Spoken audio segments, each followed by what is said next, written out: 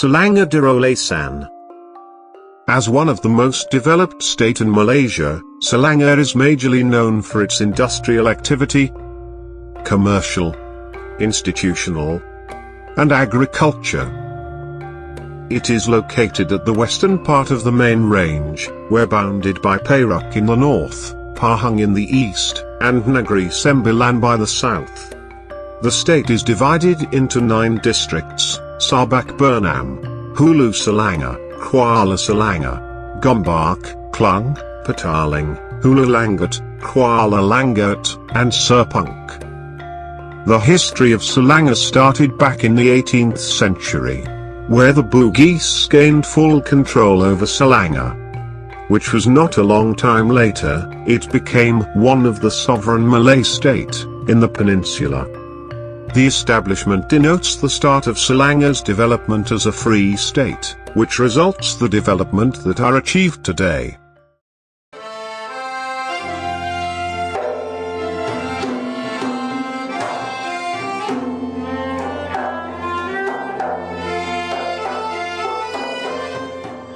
Hulu Bernam.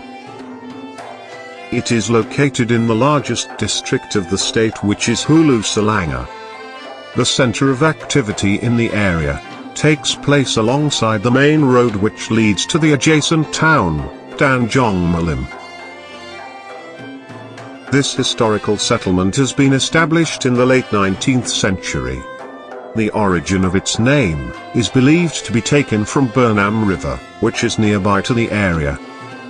According to history, the first group who settled and developed the area was the refugees from Pahang, who left the state, which led by Haji Mustafa Raja Kamala. He was originally a palace official in Pahang who was turning away from the raid together with his followers, and found a new settlement nearby Bernam River, which nowadays known as Kampong Kubu.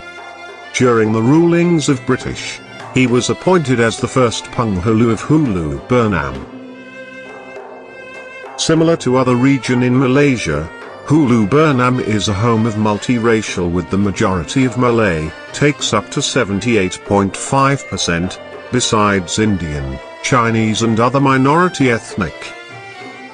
Malay people of Hulu Bernam is mostly from the Malay Rao ethnic group.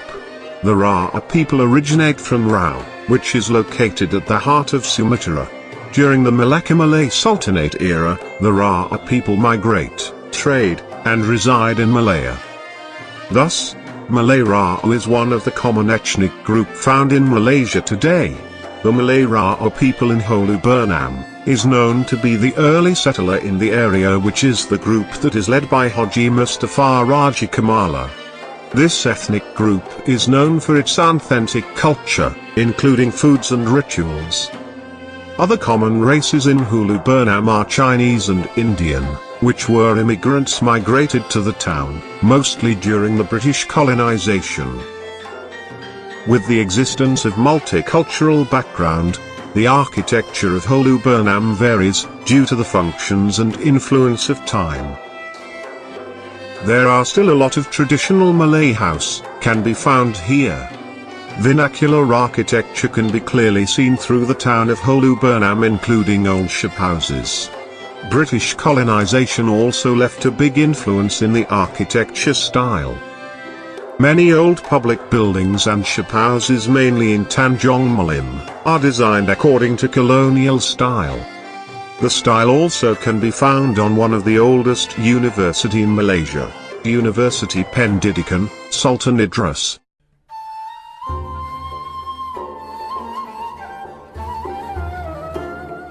As the official religion of Malaysia, majority of people in Hulu Bernam are Muslim. In fact, the first group of settlers, which was led by Haji Mustafa Raja Kamala, were already Muslim when they came to Hulu Bernam. Being the people of Ra, their culture was to build a religious center first, before developing the settlements. As recorded, the first masjid at the area was Masjid Kampong Kubu, which was located nearby the Bernam River. During the time, there was also a well-known and respected religious teacher, named Tuan Syiekh Ismail. He was a scholar from Mecca, and also a descendant of the Rawa people. As a man who spent most of his time in Masjid, he later decided to build one to spread his teachings and a place for him to do prayers. Villagers of Hulu Burnham helped him to build the Masjid, in terms of funding and construction. Di rumah dia kat belakang tu je. Belakang masjid ni. Di rumah dia kecil je. Rumah dia kecil, rumah dapur kecil. Jadi semua duit dia tu, dia buat guna masjid. Lepas tu dia beli tanah, buat tanah perkuburan tu, tanah dia tu. Dia wakafkan kat kubur. Tanah perkuburan tu, tanah dia. Tanah Syiekh Ismail. Today, the masjid is known as Masjid Syiekh Ismail.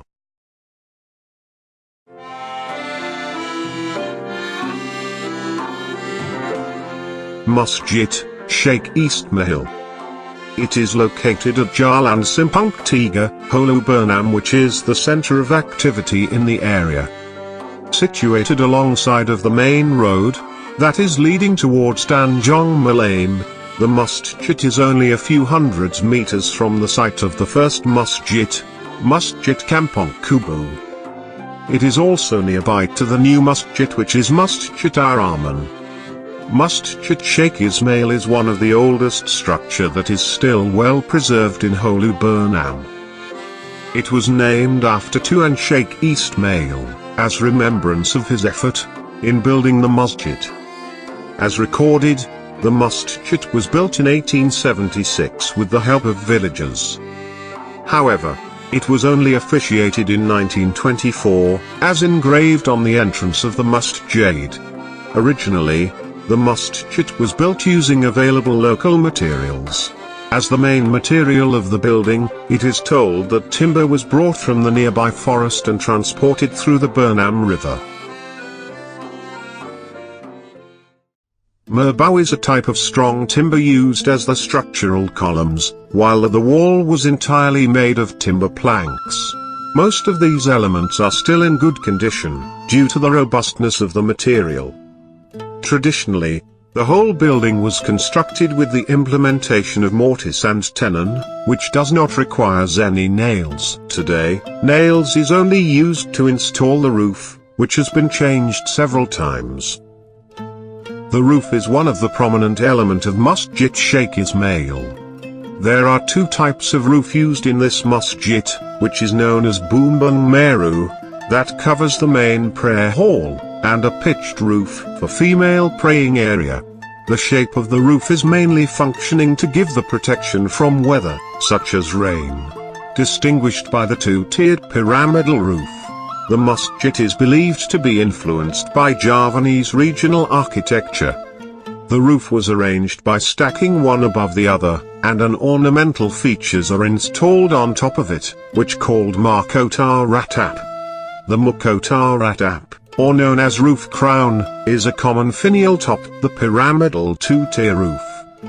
The roof crown of Masjid Syiekh Ismail is almost similar compared to Masjid Kampong Laut in Kelantan, which both resemble Labu Sayong, a Malay traditional pot made of clay, to store drinking water. The usage of Mahkota Ratap has a long history in Nusantara traditional architecture, together with the history of Bumbung Meru.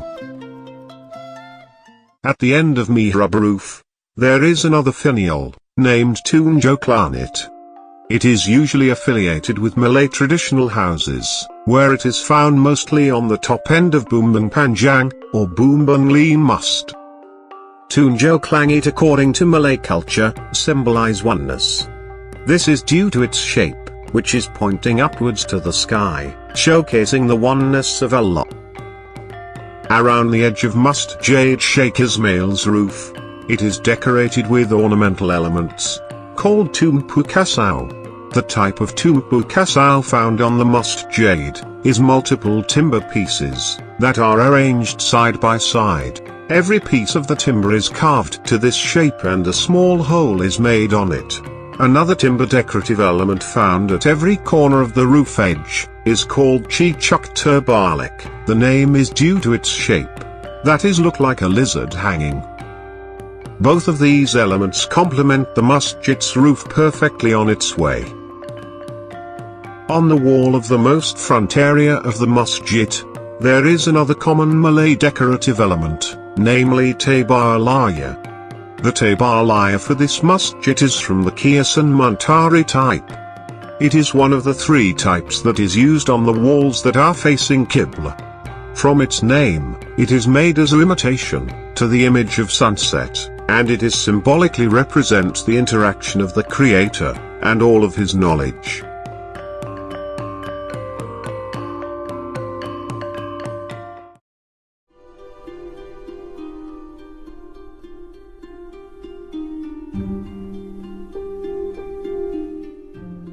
Originally, Masjid Syiekh Ismail has shown the simplicity of a masjid spatial arrangement that encompass all the basic necessities in performing prayer.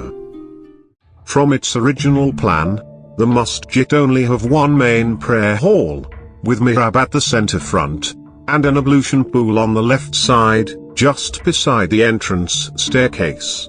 The entrances of the masjid is well organized where it is located at both sides in the rear area of masjid. This is to ensure that the people come into the prayer will not disturb the jama'ah that are praying in front.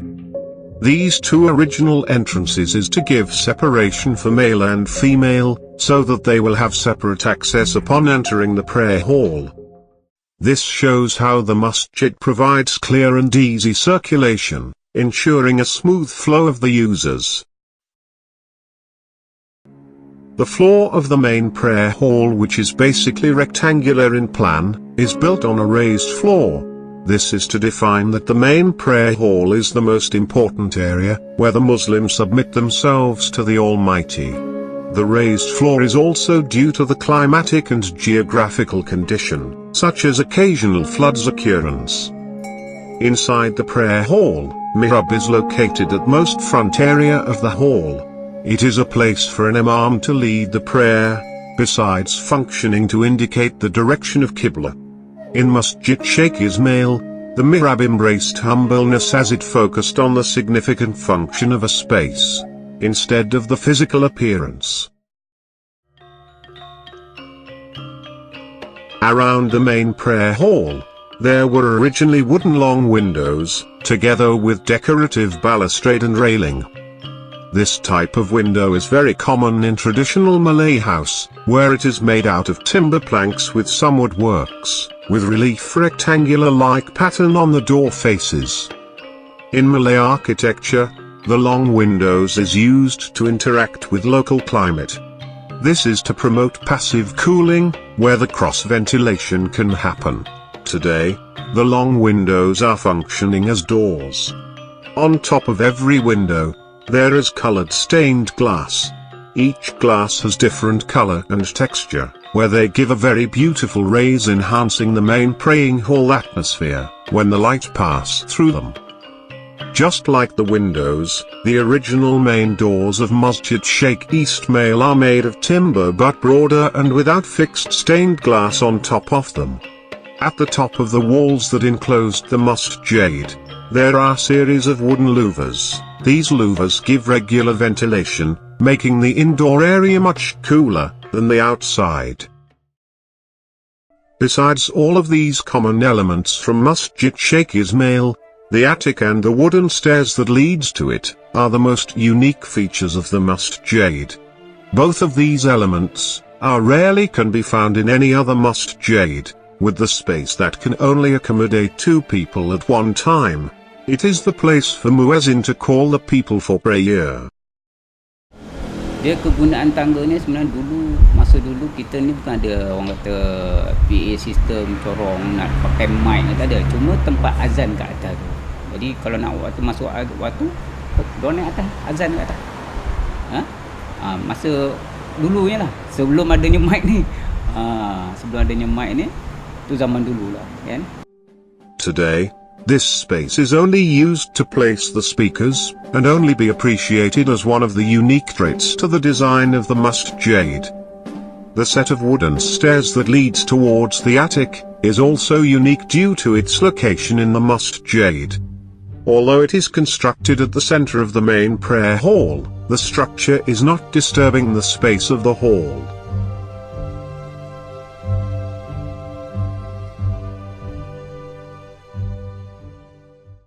Together with the construction of the Masjid, the mimbar is also built in a similar fashion of Malay traditional timber construction.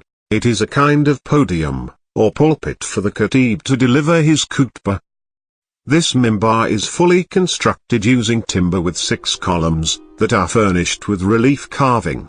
Each of its components are joined together by mortise and tenon. It has 2 roofs, which cover the seating and the steps. The roof is covered with wood tiles, and also decorated by carved fascia around its edge. On the outside of the Masjid, there was an ablution pool, located next to the entrance's staircase. The location of the pool was really near to the entrance, since performing ablution is the first activity to take place, before devotee enters the main prayer hall. Thus, the walk from ablution area and the prayer hall is short, to reduce the risk of falling, especially for the elderly. This old pool was filled by water from the ground, and it is believed that the water from this pool was used by Syiekh Ismail to treat ill people. Throughout the century, Masjid Syiekh Ismail has been through multiple renovation and alteration, to meet the requirement of the time. 1924.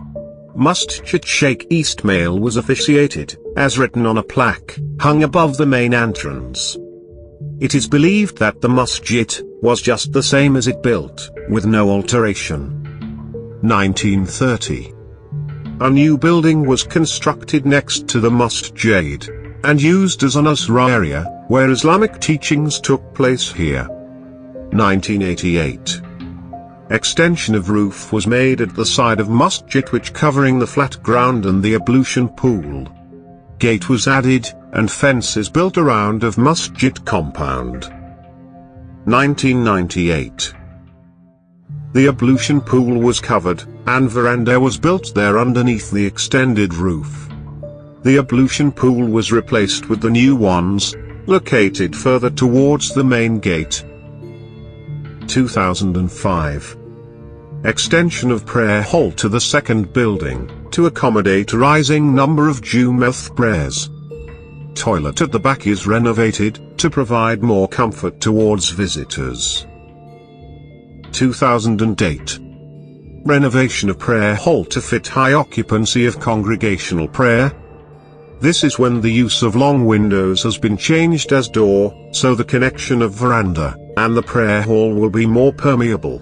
Ablution pipes were added to facilitate high number of users at a time. Behind the unique architecture of Masjid Syiekh Ismail, it is the structural system of the masjid that makes it still strongly stand until today. Into the details, the foundations that are made by bricks and mortar were constructed first.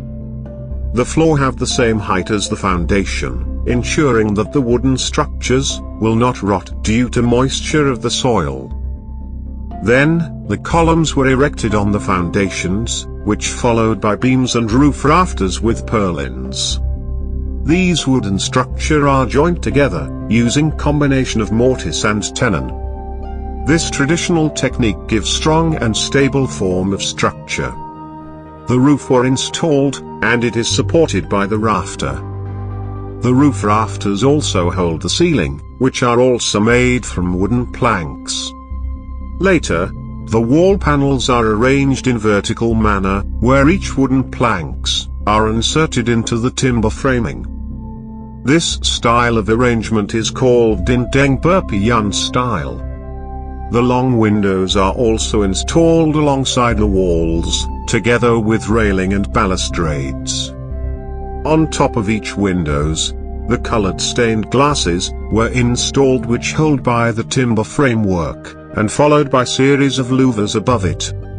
On the outside, the ornamental features, tumpu kasau and chichuk terbalik, are arranged as fascia board.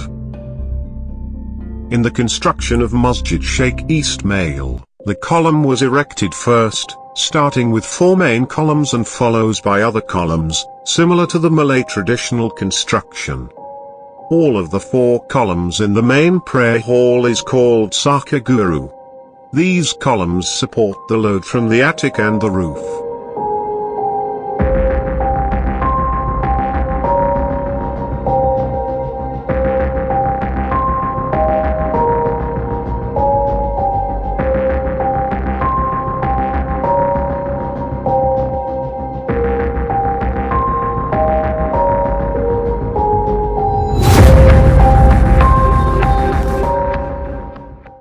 The peculiar ambience of the masjid sunken at the junction of the main road, allures the curiosity of passerby and indulge them into experiencing the captivating vibes of the masjid.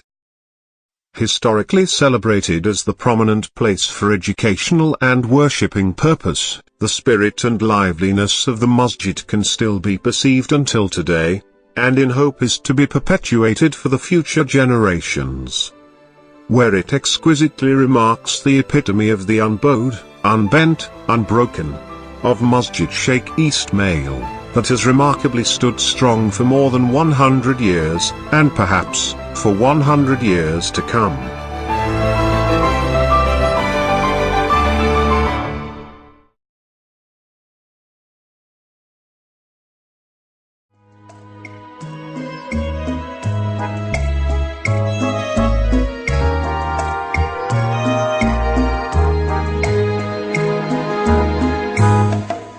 Sekondak hati melintas tiba dari sebuah membawa hati dongeng tangisan berbalut luka. Sekondak hati jiwanya gigit lalu merantau, meninggal kampung sanak saudara jauh di mata. Sekondak hati membuka tanah karangan baru,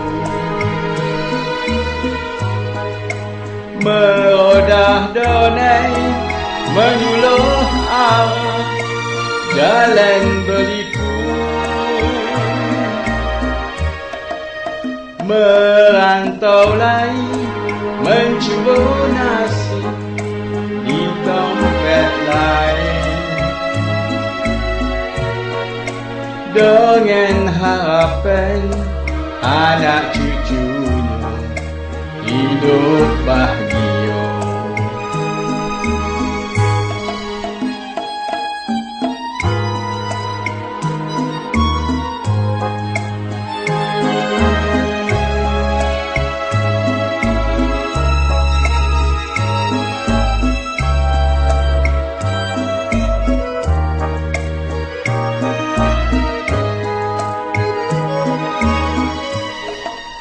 Kami yang ada tak melupakan pengorbanan. Sekondak hati jasumu tetap akan dikau.